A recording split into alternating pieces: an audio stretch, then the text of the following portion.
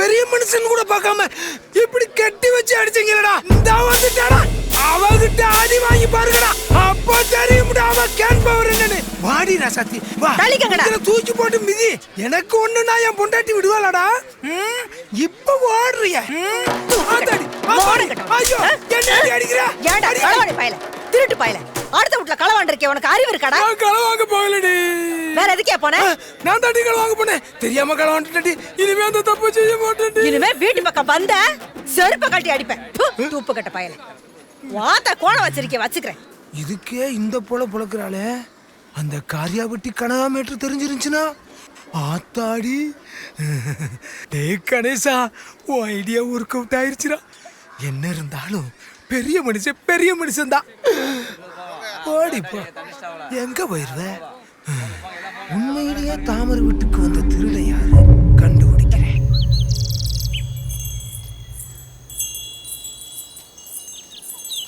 யோ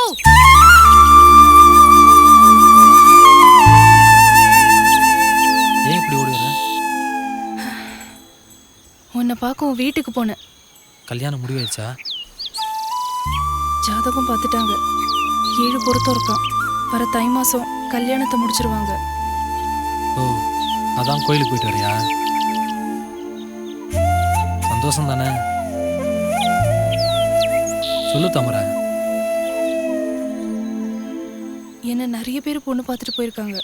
அப்போல்லாம் சாமி கிட்ட போய் எப்படியும் இந்த சம்மந்தம் அமைஞ்சிடணும்னு வேண்டிக்குவேன். ஆனா இன்னைக்கும் அப்படிதானே வேண்டிக்கிட்ட?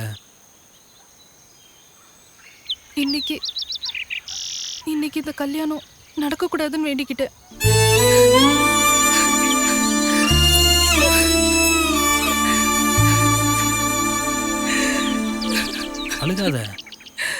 அழுகாத உள்ள.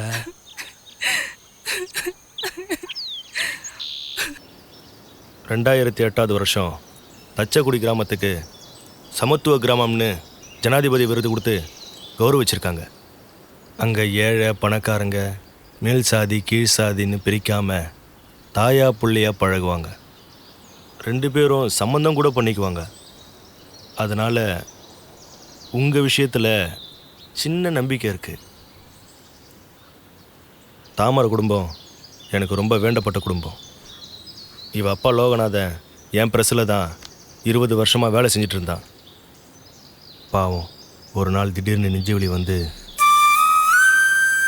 அதுக்கப்புறம் இவ அம்மா வள்ளிமயில் ரொம்ப கஷ்டப்பட்டு தான் இவளை வளர்த்து ஆளாக்குனான். நானும் என்னால் முடிஞ்ச அளவுக்கு உதவி செஞ்சுருக்கேன்.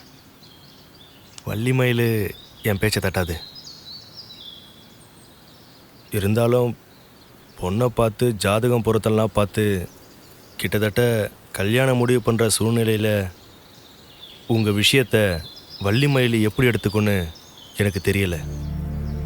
நான் பேசி பார்க்குறேன், நீ போமா.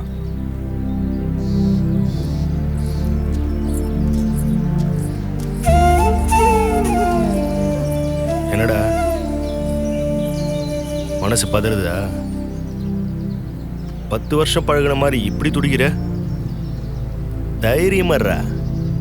காக்கா குருவி கூட காதலிக்குது, நீ காதலிக்க கூடாதா? அவ உனக்குன்னு இருந்தா யாராலையும் ஒன்றுமே பண்ண முடியாது. போடா.